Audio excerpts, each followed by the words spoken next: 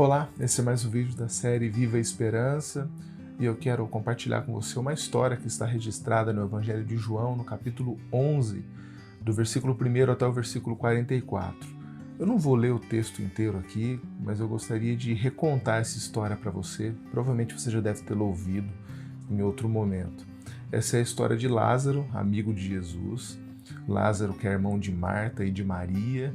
Enfim, é uma família que Jesus tem grande afeto por essa família, é frequentador da casa dessa família, e diz o texto que Jesus fica sabendo da notícia de que Lázaro está doente. Mas Jesus ele decide não ir até a cidade de Betânia, onde a família vivia, para visitar o seu amigo doente, ou mesmo para curá-lo. Diz o texto que ele decide ficar onde ele está. E depois de ficar onde está, de não ter ido visitar Lázaro, Jesus sabe que Lázaro faleceu. Então, tem um trecho muito interessante que ele fala com seus discípulos, diz assim, Lázaro está dormindo, nós vamos até lá. E aí eles dizem, se ele está dormindo, tudo bem, ele vai ficar bem. E eles entendem isso literalmente, Jesus está dizendo que Lázaro morreu. Então ele explica para os discípulos, não, Lázaro morreu, mas nós vamos lá porque a morte de Lázaro ela vai ser usada para a glória de Deus e vocês vão crer em mim através desse acontecimento. Bom, Jesus vai com seus discípulos até Betânia. Chegando lá, a primeira pessoa que ele se encontra, segundo o texto, é Marta, a irmã de Lázaro. E quando Marta vê Jesus, ela já se prostra diante dele em desespero, dizendo, Mestre, se o Senhor estivesse aqui, o meu irmão não teria morrido. Mas Jesus diz para Marta, Marta, a morte de Lázaro ela vai ser revertida, algo vai acontecer, você vai conseguir ver a glória de Deus. Se você crê, você vai experimentar algo diferente. Então Jesus vai até onde está Maria, a irmã de Lázaro, e Maria faz a mesma coisa que Marta, se prostra diante de Jesus e diz, Jesus, se o Senhor estivesse aqui, meu irmão não teria morrido. E diz a Bíblia que Jesus olha aquela cena de Maria chorando a morte do seu irmão, das pessoas ali que estão no luto junto com a família. Diz a Escritura que Jesus fica muito comovido, aquilo mexe com Jesus, ele chora também diante das pessoas, diante do acontecimento. E o desenrolar da história acontece com Jesus indo até a sepultura, até o sepulcro e gritando para que Lázaro saia.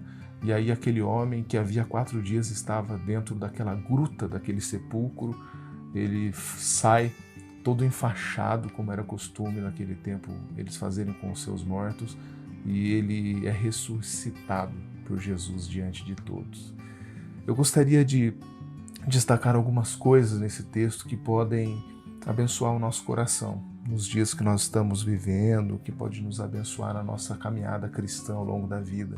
A primeira coisa que eu destacaria está no versículo 15, quando Jesus diz o seguinte, Lázaro morreu, e para o bem de vocês estou contente por não ter estado lá, para que vocês creiam. Mas vamos até ele. Essas são palavras de Jesus até para os seus discípulos, e Jesus está dizendo o seguinte, Lázaro morreu. Talvez se eu tivesse ido lá, ele não teria morrido. Mas eu quero dizer para vocês, meus discípulos, que a morte de Lázaro, esse acontecimento, por trás disso tudo existe um plano maior que tem como objetivo fazer com que vocês creiam naquilo que eu estou falando e em quem eu estou dizendo que eu sou. Jesus está nos ensinando aqui que existe por trás da nossa história, da história da nossa vida, um plano eterno, que faz com que certas coisas aconteçam ou permite que certas coisas aconteçam, tendo em vista nos fazer conhecer e ter contato com coisas que não são desse mundo, coisas que vão para além da razão, da racionalidade. Perceba, Jesus está dizendo para os discípulos que a morte de Lázaro ela tem uma finalidade. Significa dizer o seguinte, não quer dizer que toda a nossa vida está literalmente programada para acontecer como tem que acontecer. Nós temos escolhas livres, nós temos escolhas que mudam o rumo da nossa caminhada, nós fazemos orações para Deus, para que Deus faça as coisas acontecerem, para que Deus tome providências com relação à nossa vida. Então significa que nós temos sim protagonismo na nossa história, é claro que temos, mas o que Jesus está nos mostrando é que por trás da nossa história existe sim um plano eterno, existe um governo soberano de Deus por trás da nossa história. E Jesus está dizendo, olha, Lázaro morreu, mas essa morte, ela não vai terminar ali na sepultura. Esse acontecimento não está encerrado na pedra na frente daquela gruta. Jesus está dizendo para os seus discípulos que existe algo maior acontecendo, que eles não estão conseguindo perceber. E muitas vezes na nossa vida nós também passamos por situações que são assim. Às vezes nós não percebemos as coisas que estão acontecendo à nossa volta e pensamos que a nossa vida se resume a apenas aquilo que a gente vê e está vivenciando, e não é assim. Existe sim um governo soberano de Deus sobre nós e que faz com que coisas aconteçam para o nosso bem.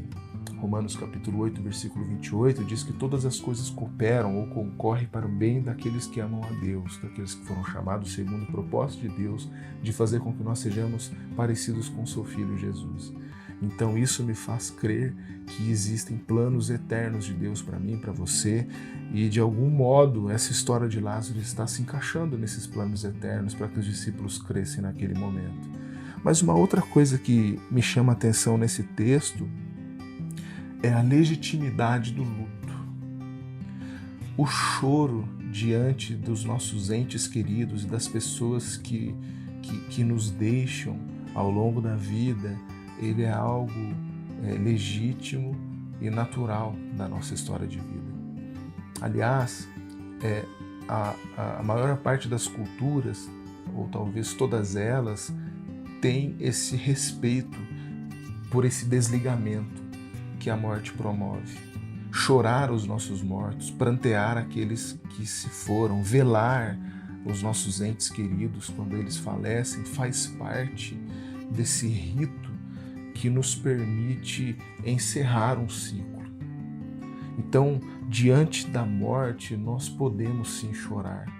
Não há problema nenhum nisso. Ninguém é Superman.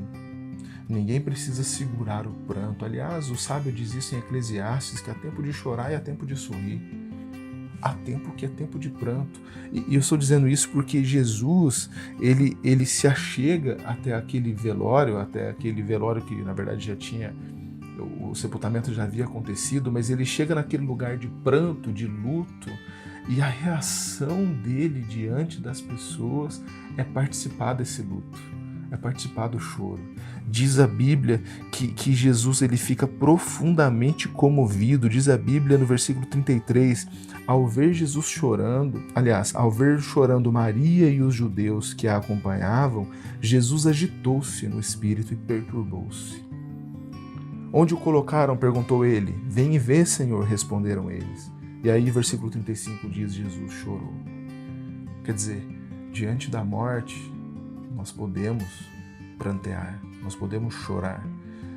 Jesus chorou porque ali estava o seu grande amigo Lázaro, morto, inerte, sepultado.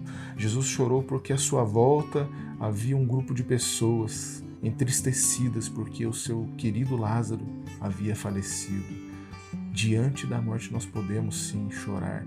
E Jesus, ele tem um choro ainda mais profundo e significativo, porque Jesus é o Cordeiro de Deus que tira o pecado do mundo. Jesus é aquele que vai entregar sua vida para que as pessoas pudessem ter vida abundante, vida eterna. Então ele sabe que a morte é o último inimigo a ser combatido, é o último inimigo a ser vencido. Jesus sabe que a morte ela é consequência do pecado, do afastamento de Deus. E quando ele chora, ele traz para si essas realidades que ele tanto conhece. Se Lázaro está morto, foi porque um dia a humanidade rompeu com Deus. Se existe pranto e choro em volta daquele túmulo, é porque um dia o homem virou as costas para Deus e pensou que poderia viver distante do seu Criador. Jesus sabe de todas essas coisas, por isso ele chora, por isso ele se entristece, ele se comove. Isso me faz pensar que existe uma face uma outra face muito dura no coronavírus e nessa doença, Covid-19, que é o fato dela não apenas tirar de nós pessoas que amamos. Nós temos visto muitas histórias de pessoas próximas que estão partindo por causa dessa doença, mas ela não é apenas dura porque ela nos tira essas pessoas, às vezes repentinamente, mas porque ela impede o luto. Essa doença impede que o velório aconteça, os sepultamentos acontecem com 2, 3 testemunhas apenas, a família não pode se reunir para que haja consolo mútuo, para que haja abraços, para que haja o conforto de uns para com os outros. É muito duro a gente passar por essa separação das pessoas que nós amamos sem poder chorar, sem poder velar essas pessoas que nós amamos. Então, a segunda coisa que esse texto nos ensina é que é legítimo sim chorar quando a morte chega à nossa família, aos nossos amigos, a quem nós amamos, enfim, quando a morte sonda as nossas vidas.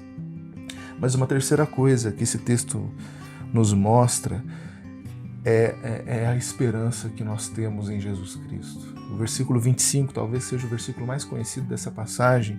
Ele diz o seguinte: disse-lhe Jesus falando com Marta, eu sou a ressurreição e a vida.